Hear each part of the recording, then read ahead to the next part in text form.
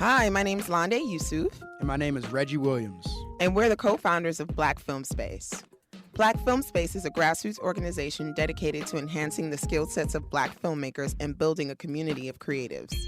We host events such as screenwriting workshops, panels, mixers, and other events that are designed to support Black content creators. In the next episode of the Black Film Space podcast, we interview Hans Charles. Hans is an acclaimed cinematographer with over a decade of experience. Hans was a cinematographer on the documentaries The 13th and Mr. Soul. Prior to that, he was the assistant camera for Bradford Young on the films Middle of Nowhere, Mother of George, and Pariah. We talk with Hans about what makes a good assistant camera and a good cinematographer, as well as the differences between shooting a narrative versus shooting a documentary. But before we begin the interview, we have a few brief announcements about our events in May 2019. We have 2 screenwriting workshops, one on Thursday, May 16th, and one on Thursday, May 30th, both in Manhattan. Admission is $6. For more info on all these events, visit blackfilmspace.com. Now, on to our interview. All right, Hans, thank you for joining us on the Black Film Space podcast. Absolutely. I'm happy to be here. Cool. So just looking at your resume, you have a lot of experience as an assistant camera, as an AC prior to your cinematography work. I just like to hear more about, I guess, how you became an AC and, why you became an AC, what you like about being an AC. Yeah, my assistant camera work came from really, it's kind of a weird story, but I sort of came in the business a little bit on the executive, like trying to sort of be an executive. And I was working with an independent company, and there was a film that we decided we were going to acquire. And then the company I was working for kind of fell through, but I believed in the movie. So I signed on to be a producer on that film, or associate producer, really. And then that's how I met Brad. They were doing pickup shoots for this movie. And then I met Brad through that. And then when that movie went into post, Brad wasn't really working a lot, and he was teaching. He's an adjunct professor at Howard. And I met him in the cinematography class. And then he, just invited me one day to do a shoot that he was doing, just another body, and then I did that. And then he was like, "Hey, I got this other thing you want to do. And this one you'll get paid for. Like, do you want to try that?" He was shooting a music video that was being done by puppets. It was a miniature set, and they needed somebody to dump the digital footage. And this is the early days of HD cameras and data. So this is early. So nobody really knew how to do the data dumps, and neither did I really. But the director kind of showed me how to do it on set, and I did it. And that was like my first paycheck. I made $200. Wow. So, yeah, that was like my first sort of assistant paid gig. And then Brad and I started doing like a series of really small things. He'd invite me, it was always like this extra hand. And then he got his first big feature, a movie called Mo. And he said, "Look, I can't." First he said, "Well, we should be the focus puller." Like, I had never really done it before. Because he was like, "If you buy an AC kit, I'll figure out a way to get you on sets as an AC." So I signed on to be the camera intern, which turned out to be the loader. This film was shot on Super 16, and I was the loader, and I drove the camera truck, and I worked with the PAs. But that was a job where I didn't get paid. I think it was 6 weeks. Yeah, it was like 6 weeks of work in New York, and I didn't get paid. Long days. So I learned a lot. And after that, Brad was like, "Okay, the next big thing I'm doing is this movie called Mississippi Dam." And he was like, "This one you're going to get paid on. You're going to be the second." Because that was also shot on film. He's like, "I know you know your thing. Now you could be the second." So that one was like, that was 8 weeks or 9 weeks of shooting, and I got paid for that. North Carolina, 8 weeks straight. And then after that, we did a film called Entre Nos, and that was the first time I was the focus puller, and that one we shot on digital. on that. So that was my first gig with him as a focus puller. And then we did a series of shorts and music videos, and then we did Pariah. We did Pariah the feature. I worked on him as really an intern, maybe intern is on Pariah the short, and then I got the chance to work on Pariah the feature. That's dope. That's dope. So is this like being a AC? Is that something that you fell in love with? At what point did you know you wanted to become a cinematographer? That's a good question. I didn't really know I wanted. Cinematography was sort of, I kind of realized that being around the camera was what was important. That was the thing. I said, like, okay, whatever I do, I've got to be around the camera, because I realized that the director was always around the camera, the producers were always around the camera, the actors were always around the camera, the money people were always near the camera. So there was no point in doing something that was far from the camera. And the thing that I managed to sort of immediately access was being an assistant. I just had a natural knack for being able to see things in sort of 3D and 2D, because you needed to, I don't want to call myself it's kind of conceited to say a pioneer, but I just remember as a non-union focus puller in New York, I was one of the few guys willing to pull focus on a monitor. Like back then, that was like a no-no. The guys thought you were crazy for doing that, and I thought people were crazy for not doing it. Because I was just like, it's just easy. And people were like, well, we can't see. Like, how can you tell how far the guy is? And I just could tell, like, it wasn't a big deal for me. So that made me unique as a focus puller. So I was just pulling the monitor, and stuff was in focus. It drive people crazy, but it worked.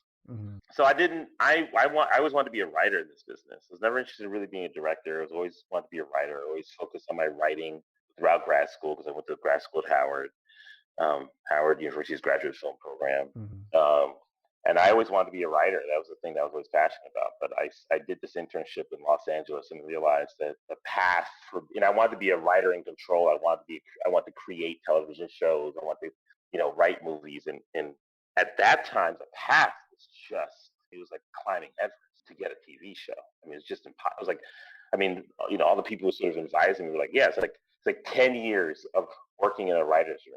And then you'll get a chance to move up enough to maybe you'll pitch. And that's if you can stay consistently working. And I realized, like, I can't dedicate 10 years of my life on a gamble like that. Like, there needs to be a sure path in this business.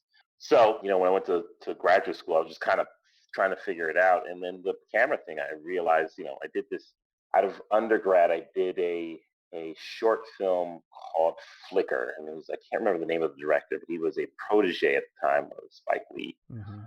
And a friend of mine who I was in undergrad with invited me to work on. He got on the set, and I realized, like, I was a PA, but I realized, like, the camera was where everything was buzzing. And so I was like, okay, I'm gonna figure out how to get near the camera. So when everything happened with Brad and all that, I was like, all right, I'll stick to this. And I was good enough at it. I was good enough as an assistant to do that. And for years of doing assistant work. And then it was through the graduate school program that I started doing cinematography work. It just was like, oh, Hans, why don't you shoot this for me? People would ask me. And I was like, oh yeah, I guess I can do that. I guess I know how to do that. Like, I've been hanging around Brad enough. I know how these lights should be. I know how this should be. I know how that should be. And that's really a process of trial and error, because I don't honestly think I'm a naturally gifted cinematographer. There are people who were just literally, they came out the womb shooting. Came out the womb with lenses in their eyes. And I don't really think that's who I am. I think I'm just a person who just watched enough and could sort of figure things out by watching people do it. That's sort of how it worked for me, is what I would say. So that's how I became a cinematographer. But I think the other reason I became a cinematographer, because I really like working with people. And cinematography is, I feel like, one of the few jobs where you're never really alone in working. I mean, as a director, you'll spend time alone.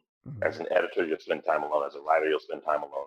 As a cinematographer, you're really never going to spend time alone. So there's never a point where you're working by yourself. And I really, and the more I do it, the more I really just adore the collaboration, because it's a spreading of responsibility. You know what I mean? There's a responsibility that's spread. You're really you're really perfecting something. It's like, here's the way I'd say it succinctly. It's crowdsourcing. It's a form of crowdsourcing. What did you learn that helped you become a cinematographer?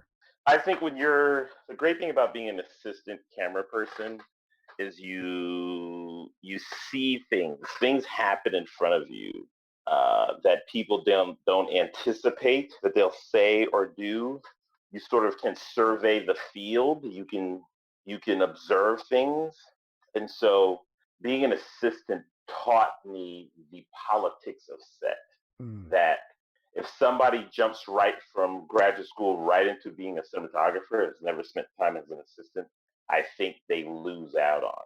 The second thing I feel like being an assistant taught me was to respect the men and women who work below the line on any given set, that they are working very hard for every dime that they earn, and that your status as a cinematographer or director or writer or producer or even executive is not higher than theirs because you have more equity in the film. Mm-hmm.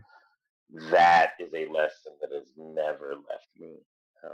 That doesn't mean, as an assistant, we wrap, and then, as an assistant, I'm there with the grips and electrics. I'm wrapping for another hour, Mm-hmm. putting stuff away. Now as a DP, I don't stick around. I leave. It's like, okay, guys, I'll see you. I'm out. Thank you for a great day. So it doesn't mean that I change my behavior necessarily, Mm-hmm. but the attitude is definitely. I definitely do not see myself better than I've made it. I don't do that. Mm-hmm. I tell my assistants all the time, I'll pick up, I'll do whatever. Like my assistants are always stopping me from doing stuff. Look, I did this, and I'm never going to be too good to pick up a case, sticks, pull focus, to set something. I'll never, and that's not like, there's an old adage in the assistant sort of world, like, if the DP has to help you, you're not moving fast enough. That's utter bullshit. Mm-hmm. And I want to say that clearly. If the DP is helping you, it's because we are all focused on the same goal. Like the DP, and when I do it, I don't want you to get hurt. There is pressures in being assistant. You're supposed to move fast, sometimes you have to move things, and it's my part of what I'm supposed to do is make sure that you don't get physically hurt, that you're not emotionally, professionally disrespected. And so if I can lend a hand to relieve some pressure, then especially on lesser things that don't require skills like lifting a case and moving something, then I should absolutely do that. Mm-hmm. And that's not done out of frustration of the person not doing their job. That's done out of camaraderie, and we're all in the same foxhole.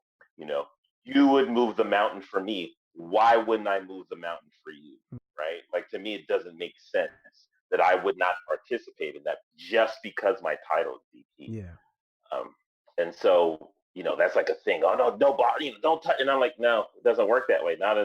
Not for me. If we need to move this and it needs to be moved in 10 seconds and it's impossible for you to do it in 10 seconds, why wouldn't I help you? I'm just going to sit there and watch them struggle. Yeah. Because it's not like, maybe I'm not glaring at you, but maybe the producers are glaring. Maybe everybody's glaring at you, and that you shouldn't have that. So, the more I've worked as a cinematographer, the better I am at working with my assistants. Early on, I wasn't as good because there's a lot of pressure when you're a young cinematographer, or you're a new cinematographer. Mm-hmm. But now I'm so much better because the little things, I know that the mistakes an assistant would make, I don't take those as like gonna wreck my career. Mm-hmm. And that's an important attitude to have. Like, look, shit's gonna happen, it's gonna be bad, but you don't throw your assistant under the bus for that, Mm-hmm. But when you're a younger cinematographer, you panic, and so I've gotten much better about that now. Mm-hmm. Are there any specific examples you'd be willing to share about some mistakes you made when you were just starting off as a cinematographer? What kind of mistakes? Like specific to personnel or like visual? Both.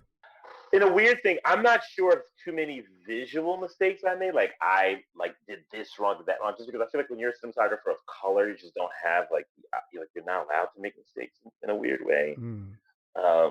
You can't afford to make mistakes. But definitely personnel, I think some of I've not, especially very early on, I didn't talk to people. I didn't talk to them well, but you can always communicate with the people you work with better, Mm-hmm. you know?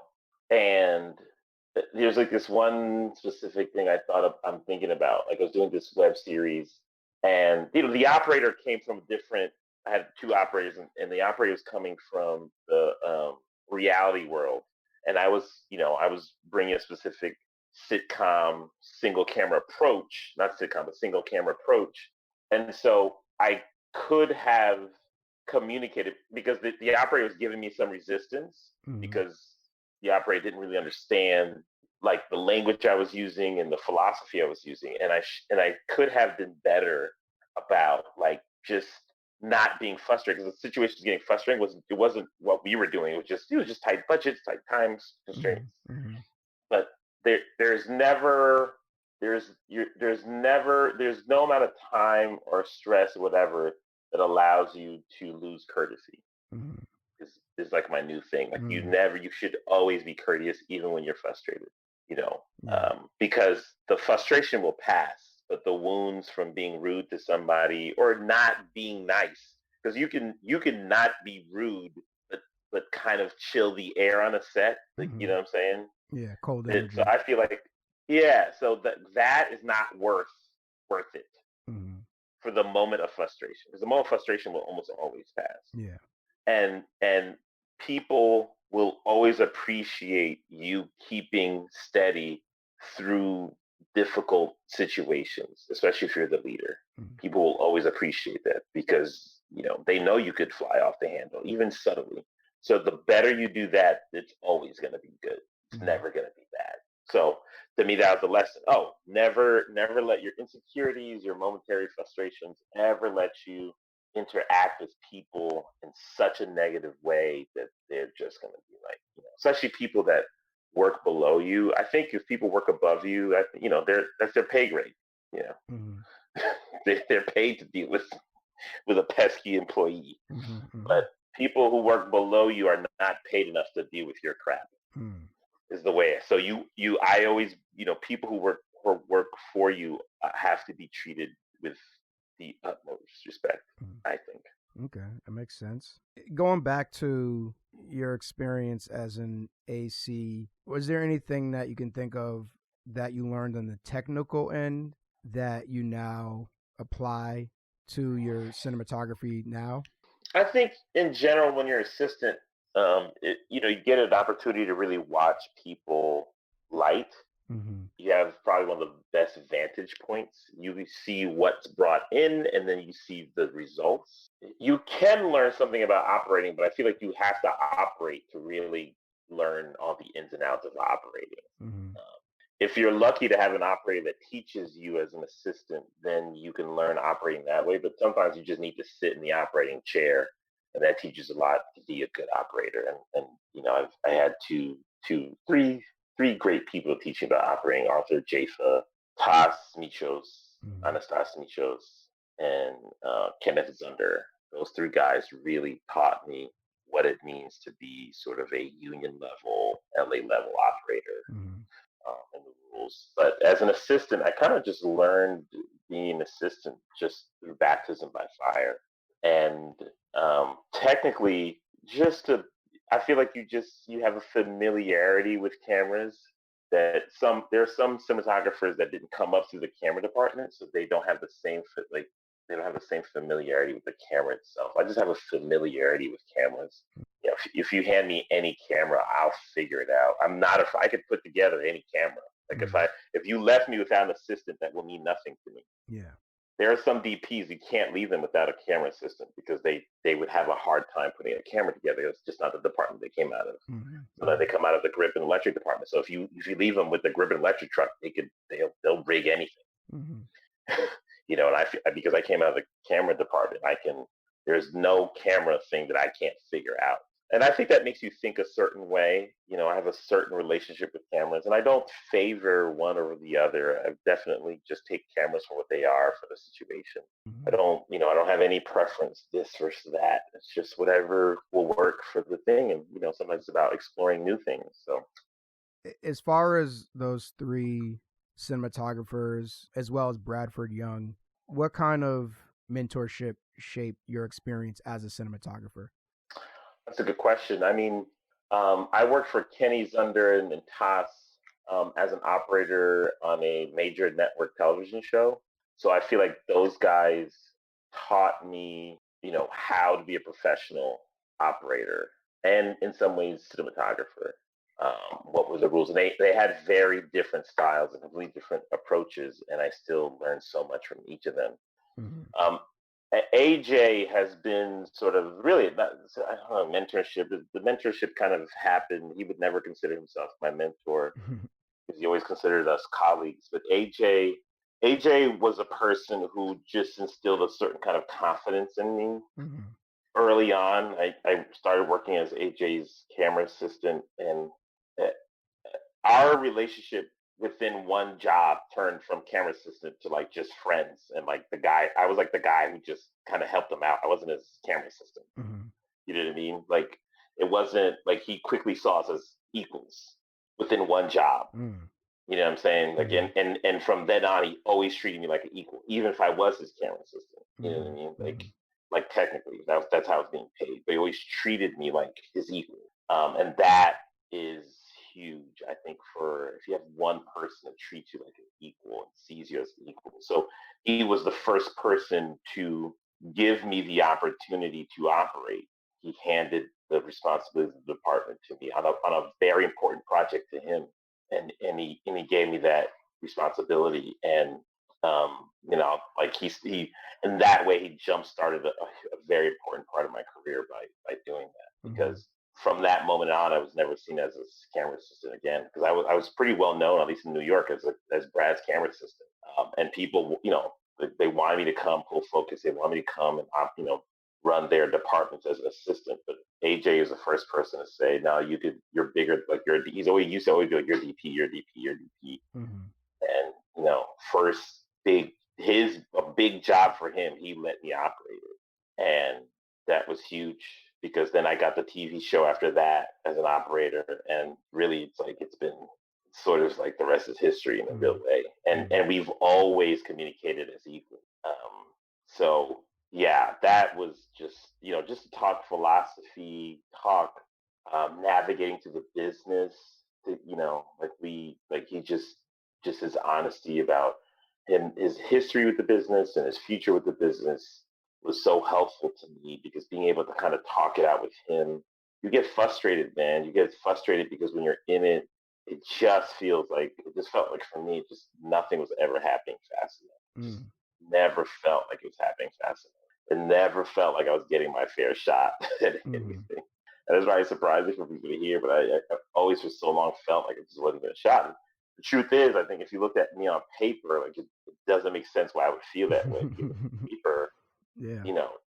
it's like I didn't go to traditional film school. I didn't do anything traditionally. So it's like, what was I complaining about? Mhm. I just logged so many hours, especially on the indie side, and it just felt like people were getting opportunities, and just felt like I wasn't. Mhm. So having somebody you can kind of bounce that emotion off of is helpful, Mhm. uh, and makes a big difference. So yeah, just getting, but that guidance is so important, and I'm Mhm. trying to do the same thing. I'm trying to figure out a way to guide people in the same way, bring people on, trust them, trust they're going to make mistakes. Like mistakes are not like you can't X somebody because of a mistake, because they're Mhm. just gonna make mistakes. It's like this business is just it's impossible to be perfect. So um, yeah, I really believe in giving back in that way, and I'm trying to be consistent and identify people, and and just give them opportunities and confidence, Mhm. because that's Mhm. all it really is. I mean, there's no trickery to this game. If you get an opportunity in this business, if you've never touched a camera and I put you on a TV show and you spend 12 hours a day on that camera, you'll be okay by season one. By season two, you'll be good to decent to good. By season three, you'll be an expert. Mhm. So you don't need to come into this business good. Like you just need the opportunity. Like that's the miss. Like you hear people say, "Well, I want the best person." There is no best person. It's just people who are given the opportunity. and given the space to not be perfect for a little bit of time until they became perfect. Mm-hmm.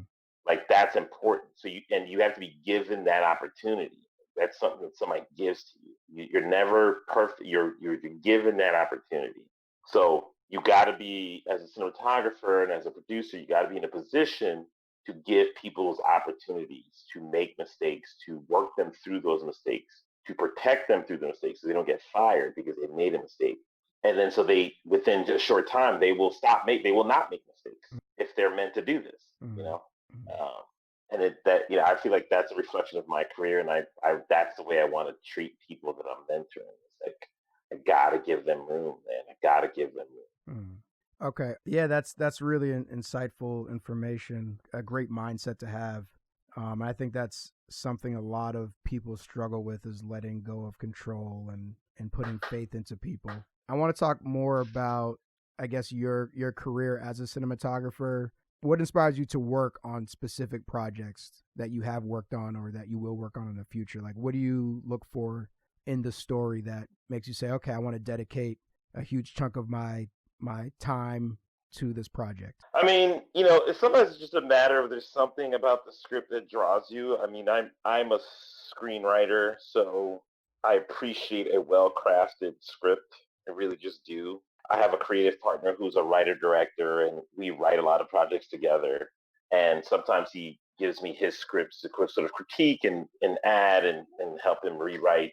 So that's something I just know how to do. And so when I read something that I'm like, oh yeah, there's no holes in this. There's not a lot of fat in it, and it's compelling. When I was an intern for Edmunds Entertainment, Bridget D. Davis was my boss, and I remember she used to always say about screenplays. She says, if you can't get past page 10, put it down. It's not worth finishing.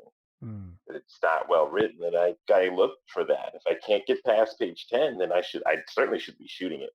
That's for sure. And no matter who the person is, you don't take on a screenplay as a cinematographer that you don't like, because once you've agreed to shoot it, you have no right to complain about anything. You just don't, because you have the opportunity to not do it. Nobody put a gun to your head. You don't have to shoot this movie. So if there's something about the director you don't like, if there's something about the production, if you could see things not moving in a direction that you're going to be a positive force in this thing, then you are supposed to say no. Because once you sign on, you're just not allowed. You can't be the disruptor. You just can't. So once you're in, you're in. If it's bad, it's bad. You just got to go down the ship. I have that deep philosophy. Like, you can't, because you had the chance to say no. Yeah. There are no surprises in this business. There really aren't. You're not surprised. Somebody's gonna say something, do something somewhere to reveal that this is what's going to happen later on. And if you don't take the time to say, look, depending on, if you're a cinematographer, you're not producers, you can't make people change things. And it's your job to jump off. And, what I disagree with is, you're the DP and you're complaining about the quality of the production. Well, people showed you who they were before you actually got into production. So you knew these things were going to happen. You just chose to ignore it. And if you chose to ignore it, well, now you got to go down the ship. It's just what happens. It's mine. So, and I remind myself of that. Yeah. If you didn't see it, then you don't complain. We have to finish the project. You can't be the disruptor. The cinematographer is not allowed to be the disruptor. I can't be causing issues. People have to do meetings because I'm complaining about something.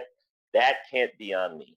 That's okay if it's somebody else. It's okay if it's a producer. It's okay if it's a screenwriter. It's okay if it's an executive. It cannot be the cinematographer. That is not our purpose. Our purpose is, we are the custodian of the story. We are the ushers. We are the guides. We are the protectors. And we are sworn, once we agree to do it, to do it.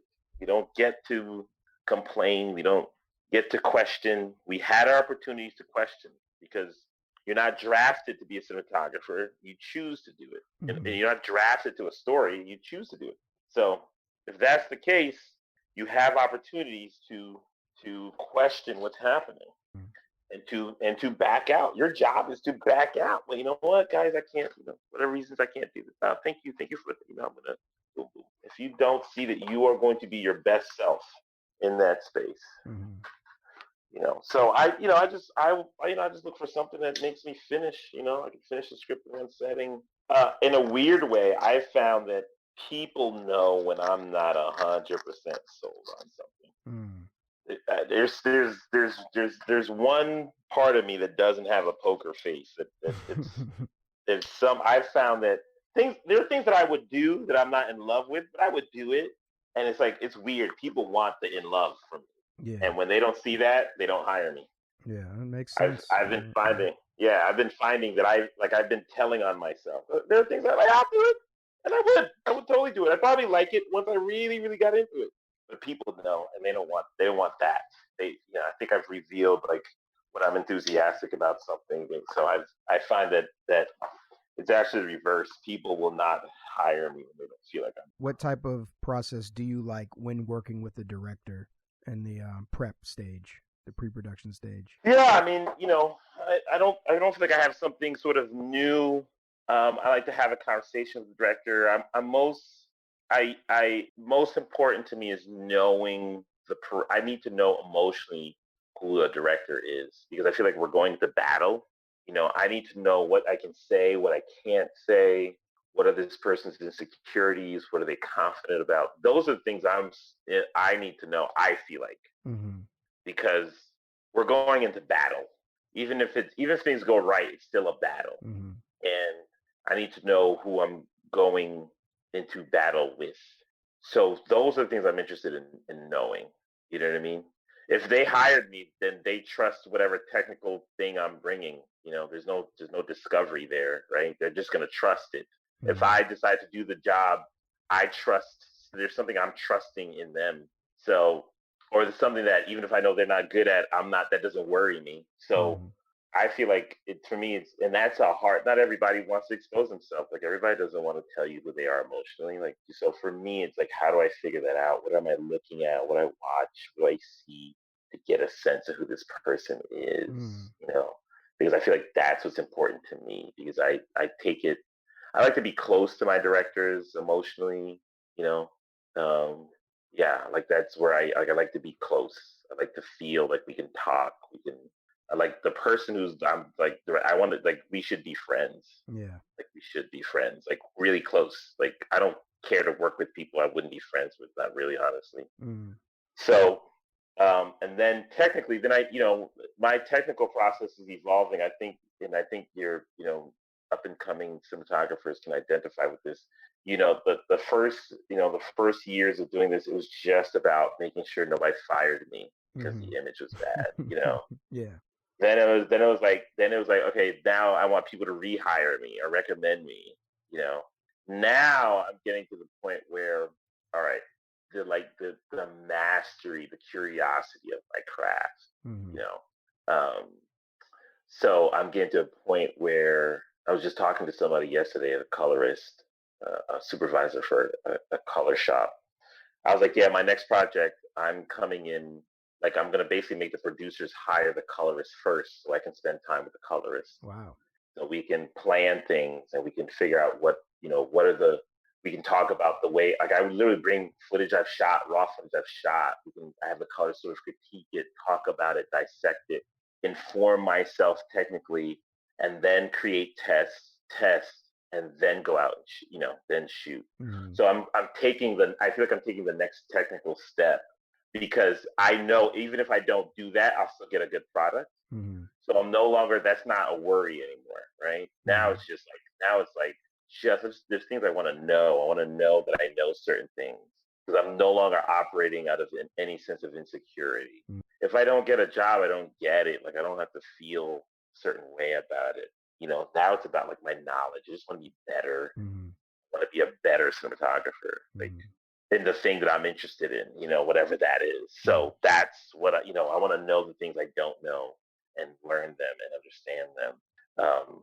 I like to be aesthetically grounded. I like to be philosophically grounded. So I feel like you should have a philosophy. There's a piece of music, there's a piece of art that grounds your approach.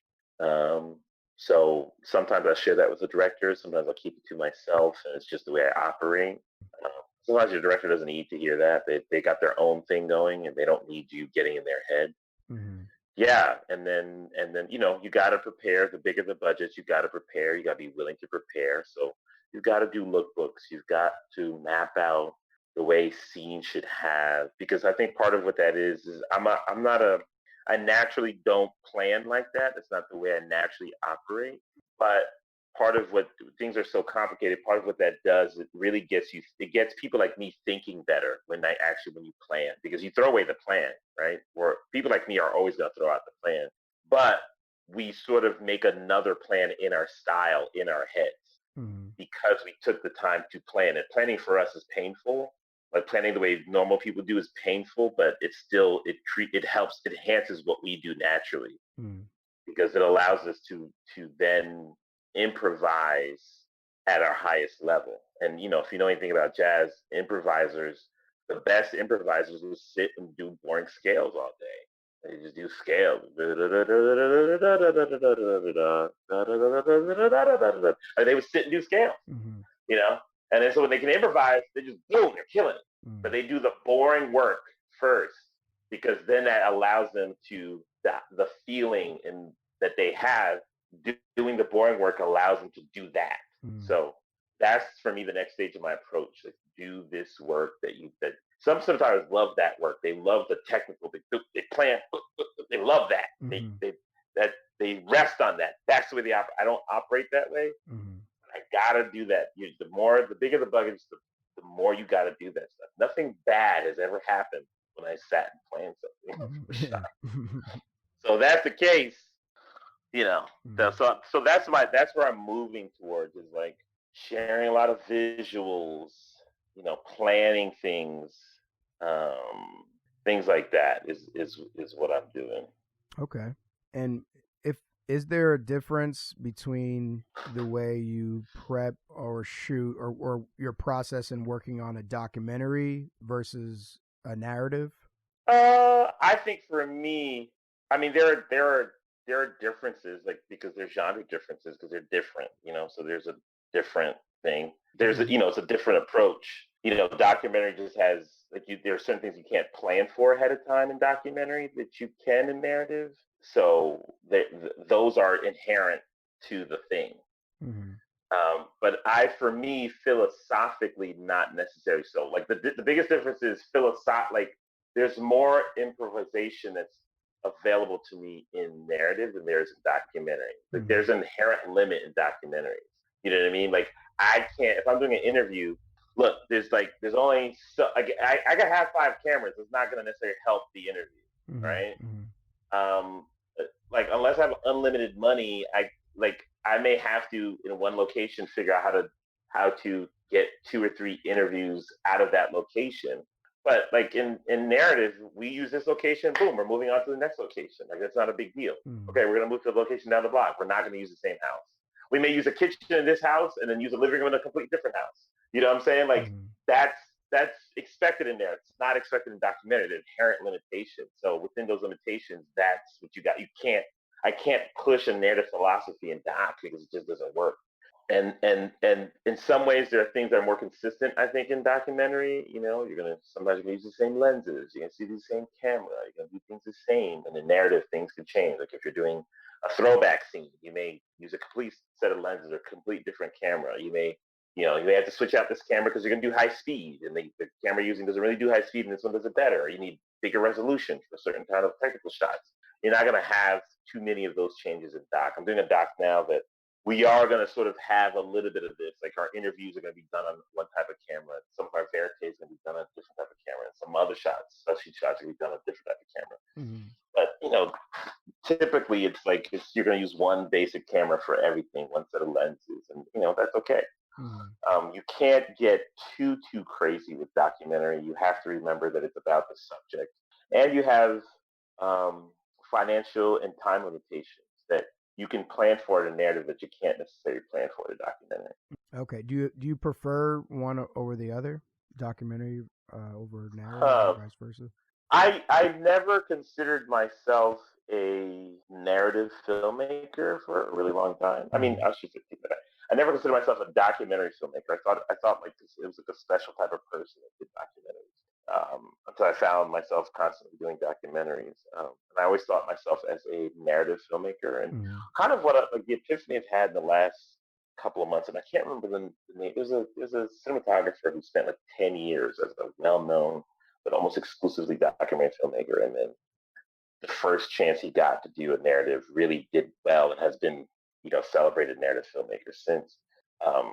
I've been learning that there's so many things that documentaries are teaching me that are going to be helpful in narrative, that for a while I wasn't paying attention to those lessons. And now I just did something recently, and I realized like, oh my gosh, docs are teaching me so much about how I'm going to operate in narratives. They're teaching me about speed and quality in a way that I wouldn't have learned. I just wouldn't have. And I'm starting to appreciate like the lessons that they're giving me. And I'm starting to, because I was saying like, look, I'm not doing documentaries anymore. I just finished Contact High, which is a documentary installation at the Annenberg Museum of Photography in LA. It's a complimentary documentary to the installation at the museum, and the installation was based on a book of the same name. And I said, look, that's my last doc. And I had just had 3 documentaries come out in the last 3 weeks or so. I have Wu-Tang Clan, Contact High, and Grass is Greener. I said, that's it. I'm not doing it anymore. But I kind of realized, I'm going to focus on there, but I kind of realized like I'm learning a lot. Like I really am. Like as a cinematographer, it's about working. It's not about a specific type of work. It's working. Putting the camera in your hands. You will learn something if you open yourself. So you're gonna learn to whatever thing you want to do. So, I'm definitely emotionally and even I would say spiritually like opening myself up to no longer feeling I'm getting pigeonholed. I'm not. Like that's not true. Like that's only in my head.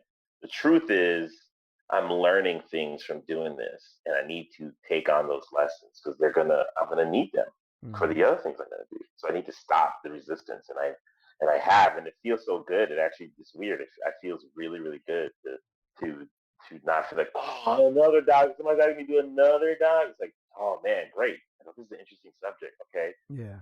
How am I gonna tackle this? Like I've had a renewed energy because I realized like what I was afraid of was like, okay, everything I do is gonna look the same as and I'm gonna get pigeonholed. But I realized like, different subjects, it comes out differently, and that's okay, and it's about working with the director. It's about working with the subject matter, and to the best of my abilities, shaping what I do so it conforms itself to the needs of the director and the story that's being told.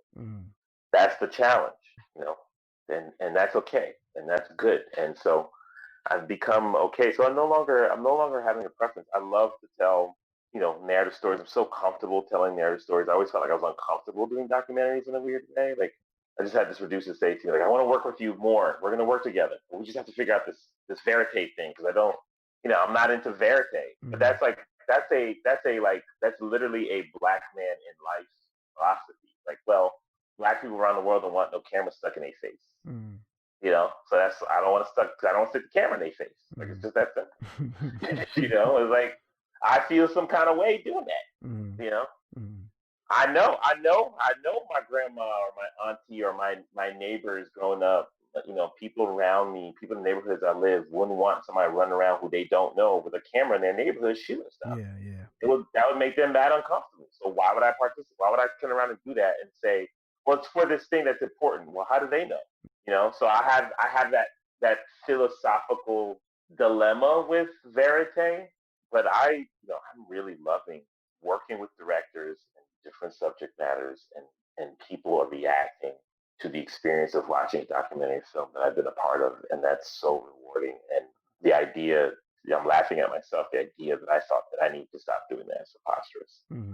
So, but I love telling a good story. Like I love comedies. I love romantic comedies. So, I got in this business to write romantic comedies. Oh, really?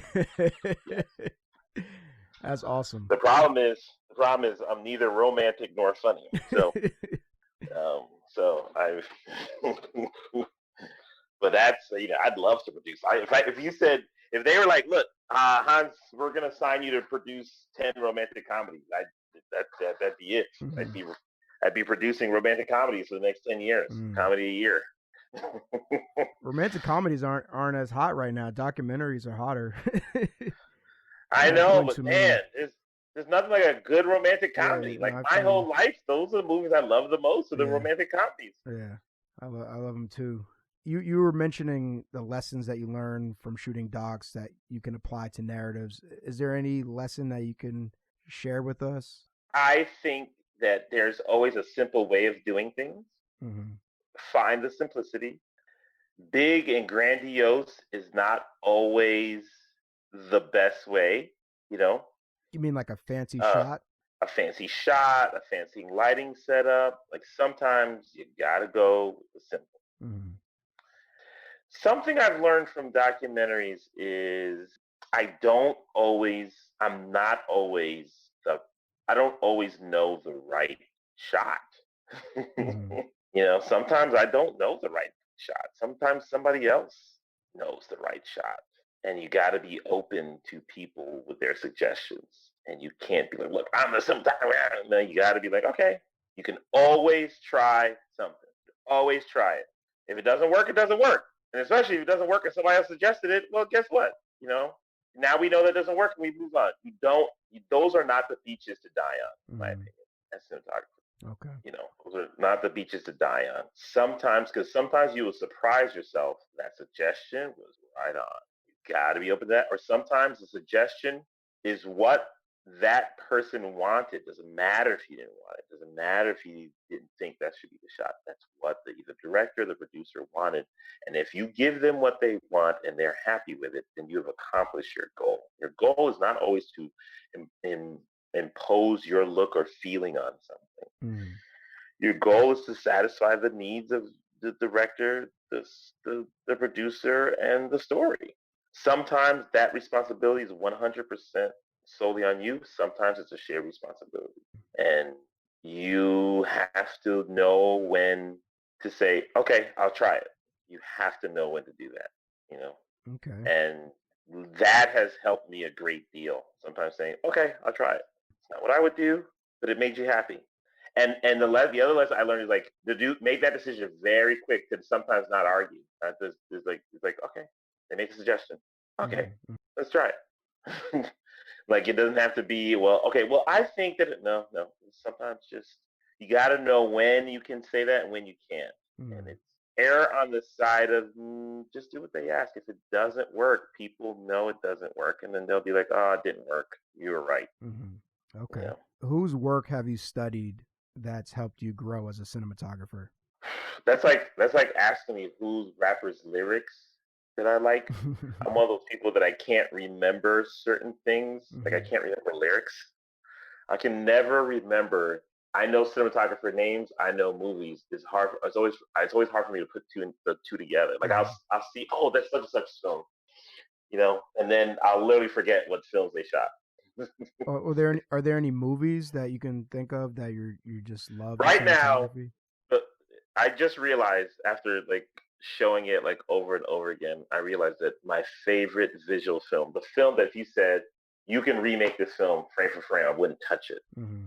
In the Mood for Love by One Kar Wai, shot by Chris Doyle. Okay. I think it's the most perfect cinematography. And it's exactly, if I was that skilled, what I would do. It's for that story. It works for that story. So like it's because it represents a combination of things. It represents the great visionary directing, visionary editing, like it's all the elements of filmmaking that come together, and on top of it, it looks good. You see what I'm saying? So it's not one thing. It's like all the elements. It's the film I'll watch over and over again. It moves me emotionally every time I see it. And it's the films like I wouldn't touch it. I don't even want to copy it. It's so good. It's so good. It moves me. It gives me so much joy to play that movie and watch it. And yeah, it's heartbreaking. I never watched the last 10 minutes. You've not once? It's so hard. Yeah, I can't watch it. It's heartbreaking. Wow. It's so good. I've seen it so many times. It still hits me. It still hits me for the characters. I still don't want them to go through that. Is it a romantic comedy? It's not a comedy. It's like a romantic drama. Got it. It's heartbreaking. Yeah. It's so beautiful. Gotta check So that beautiful. out. Gotta So, check that out. so yeah, Juan Kar-wai. Juan Kar-wai is a master, but In the Mood for Love is and it wasn't, if you watch Mother of George was inspired by In the Mood. Mother of George by Andrew D'Souza, the director, shot by Pariah. That was their visual sort of ode. A lot of people have been moved by that, and so it's my favorite visual film. But I really do like all, you name the greats. Mm-hmm. I really like what they do. I really like. I can see it. I can see what they're doing, and I can imagine how hard it is. Mm-hmm. Okay. All right. Thank you very much, Hans, for joining us in the Black Film Space podcast. Really appreciate it. Thank you. I appreciate it. I know you said you have 3 movies that you shot that are coming out soon, right? Yeah, I mean, Wu-Tang Clan comes out on Showtime May 10th. The title of the film is Wu-Tang Clan of Mics and Men. If you're in LA and you stop at the Annenberg Museum, you can see Contact High, the documentary. It's about 20 minutes long, mm-hmm. at the Annenberg Museum for Photography in Los Angeles. And Grass is Greener, a film by Fab Five Freddy about the culture of marijuana and Black folks in this country, and the history and culture of Black folks and marijuana in this country. Contact High can be seen on Netflix. And I have a narrative film called One Angry Black Man that I was a cinematographer and the producer of, directed by a gentleman named Menelik Lumumba, my creative partner. That will be soon. Soon you will be able to see that on your streaming platform. So look out for it. But it's been in the festival space. So continue to look for it in festivals, and it will soon be in streaming. So yeah, so those are, and they're all films I'm super, super, super proud of. Dope. That sounds amazing. Is there anywhere we can follow you on social media? Yeah, I don't do a lot of Twitter, but you can follow me both at Twitter and Instagram. I do a lot of Instagram, but I don't think you'd be interested in what I post. But at Cineclass, CINECLASS, Cineclass, as in cinematography class, Cineclass, at Cineclass on Twitter and Instagram. All right. Thank you very much, Hans. Have a good one. Thank you. Thanks for listening to the Black Film Space podcast. If you're interested in being part of our community and attending events, please visit us at blackfilmspace.com and follow us on Facebook and Instagram at Black Film Space. Subscribe to our email list and podcast. Thank you. See you soon.